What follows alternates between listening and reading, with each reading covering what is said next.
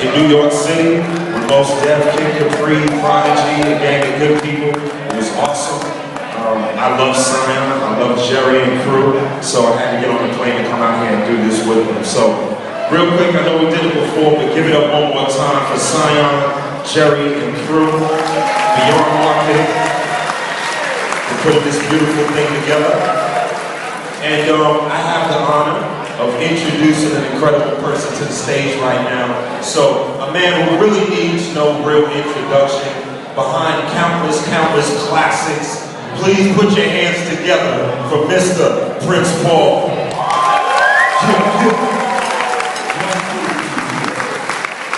Yo, can y'all hear me? Oh, can I hear myself?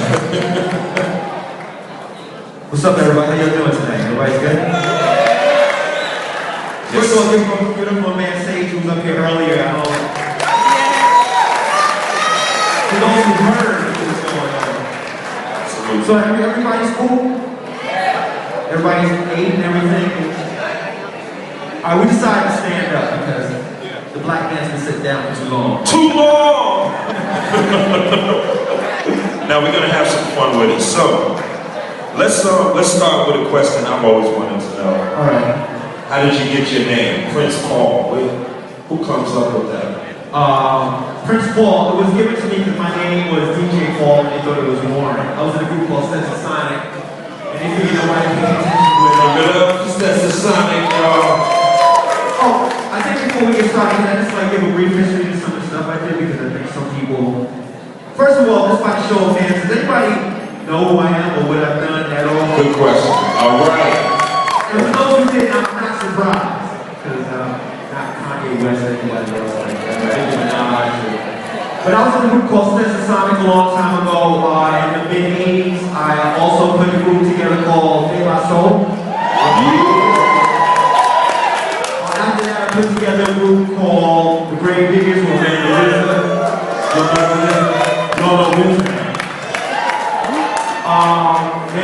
I did a bunch of projects. Handsome Boy Model School with Danny Order. I did numerous records, man. Chris Rock, Sex in the Champagne Room, and all that crap, And I'm here tonight. That's enough. And we're done. Alright, so like I said, yeah, Prince Paul, because people thought that Paul was Warren, so I had to change it. Okay. Plus it was the 80s, they had Grandmaster, Grand Wizard, and all sort of stuff, so Prince Paul was the... Gotcha. You do know there's another Prince Paul. Yeah, there's a bunch of fake Prince Pauls out there. There's a Prince Paul of Yugoslavia. Oh, no, he was born in 1934.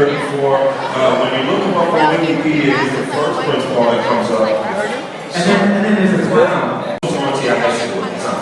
During that time in Amityville, De La Soul was going to high school with me. Also, a friend of mine called Donald Luther. I don't know if y'all have heard of Luther, a good friend of mine. Man, there was a few people. And then there's a clown. Prince Paul. But now, when you look on Twitter, there's a lot of fake Prince Paul.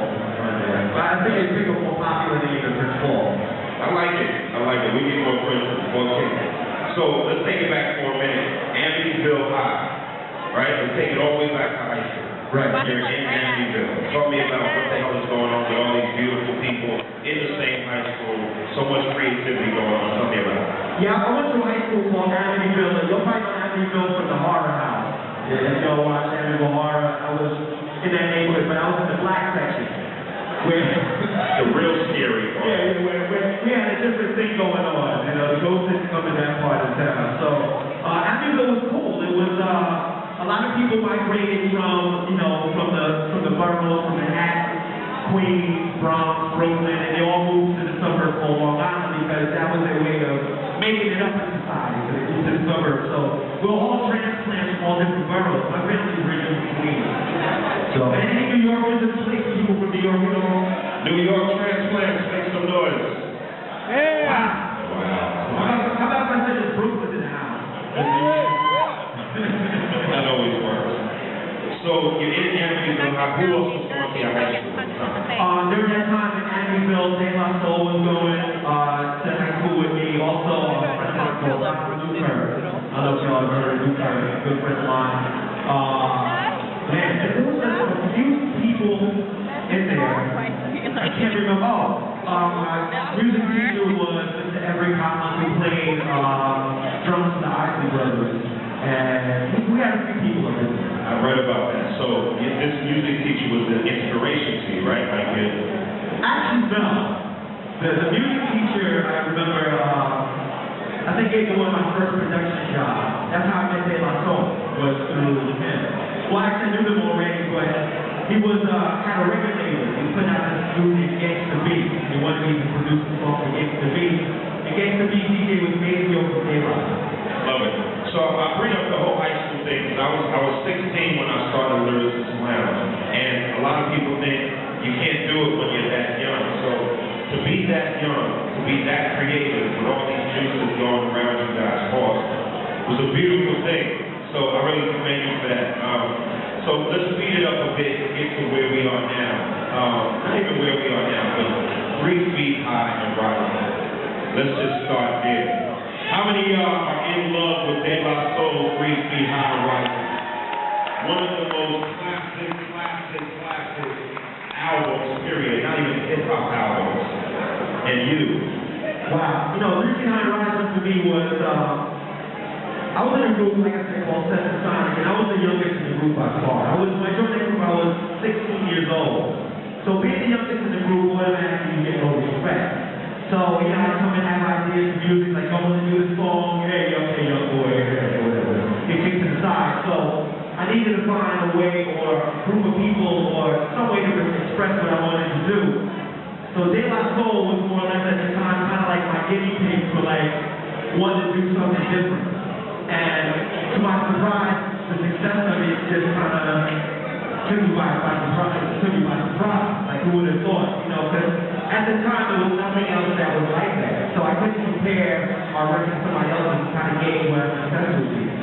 So it was just having fun and being creative, and I had a group of guys who respected me and wanted to do what I told them to do. That's awesome. So, I love, Lyricist Lounge Show, MTV. Love that show. It was all about rhyme sketches, comedy sketches. I grew up listening on what you created.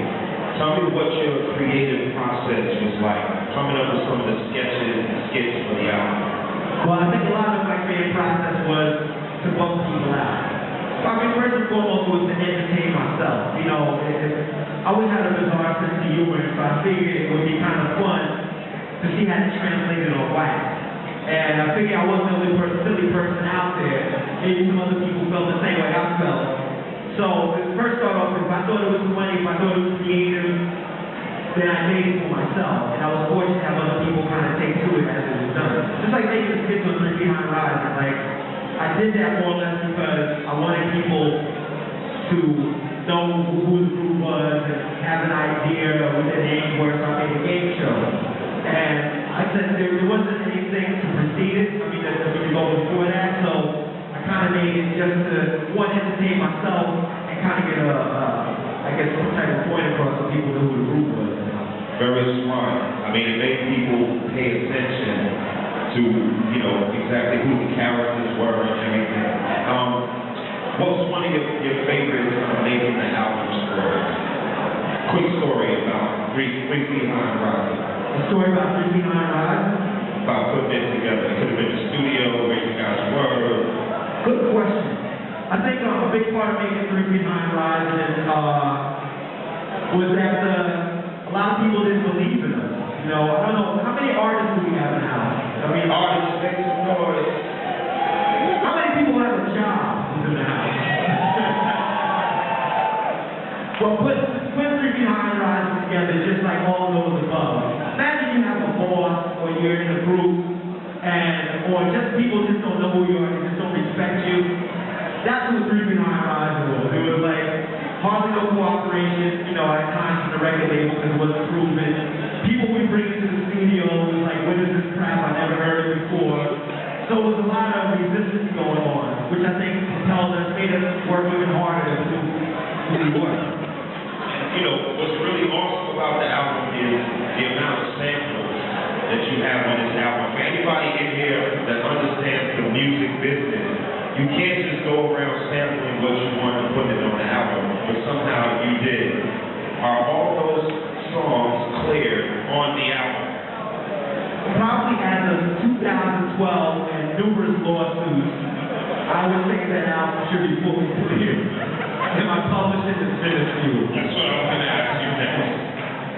Royalties. Let's get into some business real quick. So everybody knows the creative side of making an album or doing anything in the art world is beautiful. Getting paid is the hard part.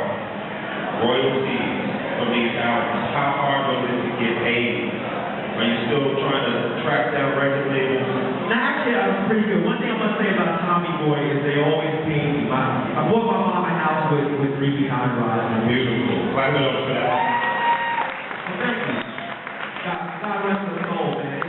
I think the most beautiful thing about when I get to royalties was, I had a typical poor black man story. Came from nothing, whatever the case is. So the little bit of money I did make from 3 behind rise, looking back, it was little, but for me back then it was big.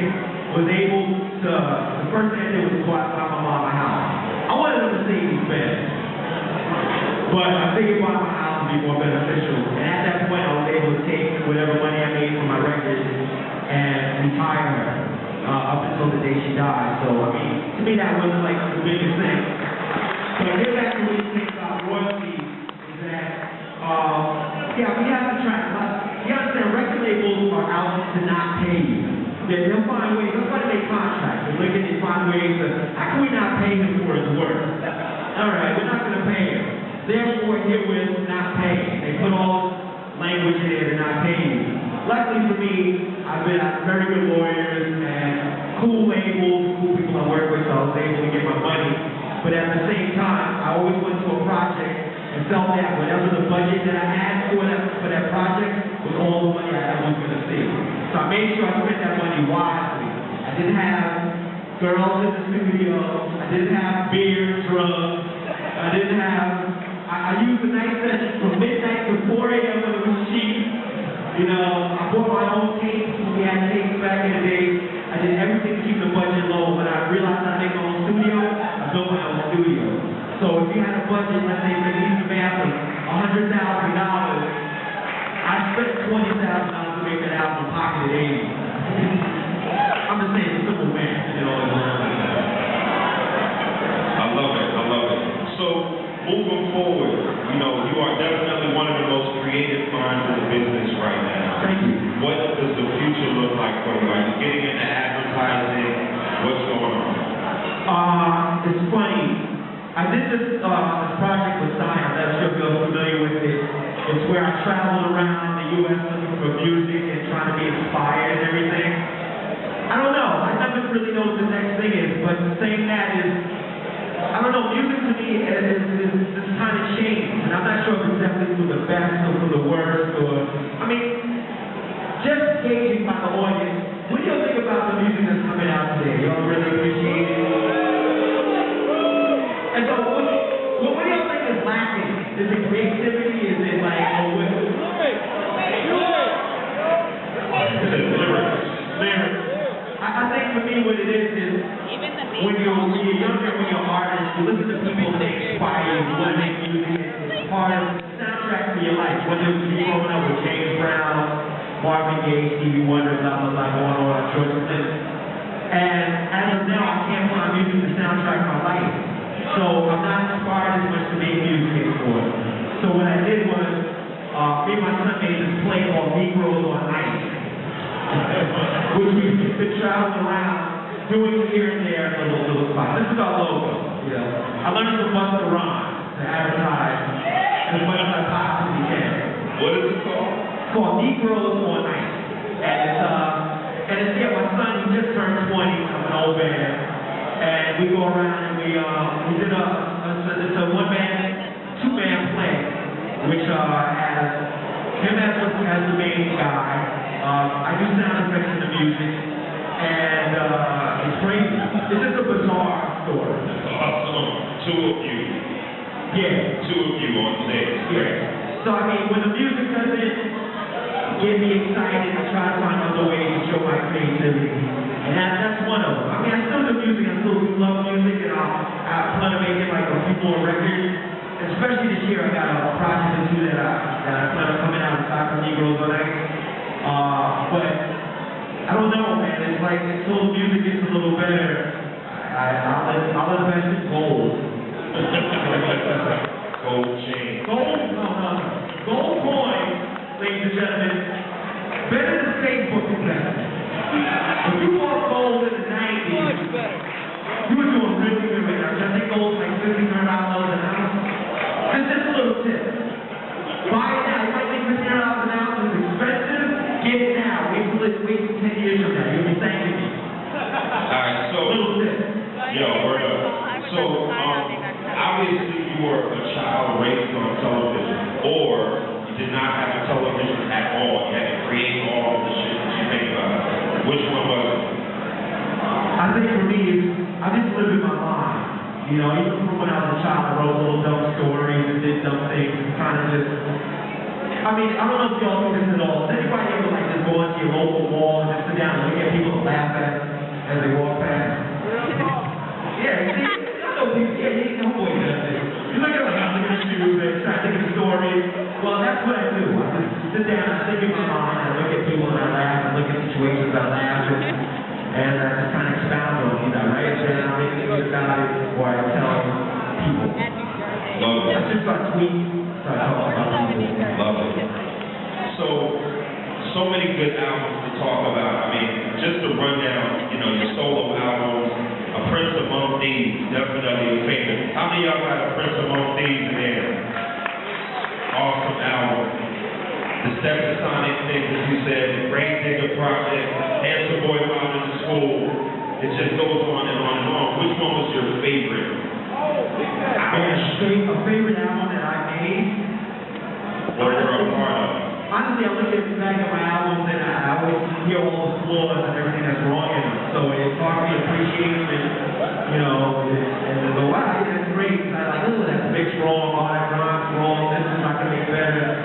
But I say the one that probably is closest to my heart is probably Grave Digger. And the reason why that is because I was going through a time in my career, and I think most artists go through this. They think everybody hates them, you know, and I was getting hate from a lot of people at the time. Because Keeping High Rise did so good. Then my Soul Dead came out and everybody was just, oh, then my Soul is dead. There's nothing like Keeping High Rise in it. And I had a record label, Russell Simmons, that got shot down. And it was a whole lot of problems. So I went and I got people who I thought was going through a similar circumstance. So I got RZA, who at the time wasn't RZA, it was Prince Rakeem. Cat wasn't feeling it back then. My man Poetic, who had a deal with Tommy Boy, but then got kicked off. And my man Quan, like the same thing. He had a deal with Stetsasonic. So it was a bunch of misfits. So I put the best together band of misfits, and we made this personal album that, I mean, for us it was like our second coming. It was us showing everybody that we were still nice and that we weren't written off. And it's funny, at the time when I made that record, I was like 26, and they said that I was old and played out. So, you know, it was that camaraderie. And the fact that my man Poetic was on there, rest in peace, it meant a lot to me as well. That's what's up. I definitely felt that, you know, by listening to the album. You can tell that you guys had something to prove, not to the industry, but to yourselves, you know what I mean? Like, we don't need these people, let's do it ourselves, let's show them what we can do. Yeah, I mean, it's really important. I mean, sometimes, you know, going through life, you always have people doubt you. And I think all my records I made was me trying to prove to myself that I was not whack. You know, because especially in hip-hop, you always get hated. Somebody, you can tell this by Facebook and Twitter. You can have 1,000 people loving what you do, but somebody just gets a high over dissing you. He's whack. He's whack. He's whack. So I'm getting a bunch of whacks. So I figured let me just try to redeem myself and make sure I'm good. Now I'm an old man and it doesn't matter anymore. Once I hit 45, I knew I was good. That's right, I'm 45. Yeah. Love it. I'm proud of my age. Beautiful thing. I just like it. But you know it's weird. I was talking to somebody recently, like, oh man, OG, old school, whatever. But I think I grew up in the greatest time of music ever. Because think about it. Right in the 70s, when you had all the great music from James Brown, you had all the funk, you had, Cool in the Gang when they were like funky, you had Marvin Gaye, Barry White, all that stuff, all of the pop funkadelic stuff. I was there for the birth of hip hop. I was there through the disco era. I was there through a whole lot of stuff when everything was pure. Up until it all went bad. So I'm happy to be my age. That's what's up, brother. Well, as we wrap it up, man, I want to really thank you for all that you've done. I look forward to some network wrapping a bunch of writers around you, and you creating the most ill shit possible, hip hop or not. If they don't do it, I will. Actually, I'll just do it. Couple words that I want to say to you. Tell me the first thing that comes to mind. Melly Mel. Greatest MC in the old school. SP 1200. Drum Machine that made a lot of hits on him. Big Daddy Kane. Very funny guy. How can I say this? Very funny guy. That's the first word. Sorry. Palladium Nightclub. Palladium. I was there.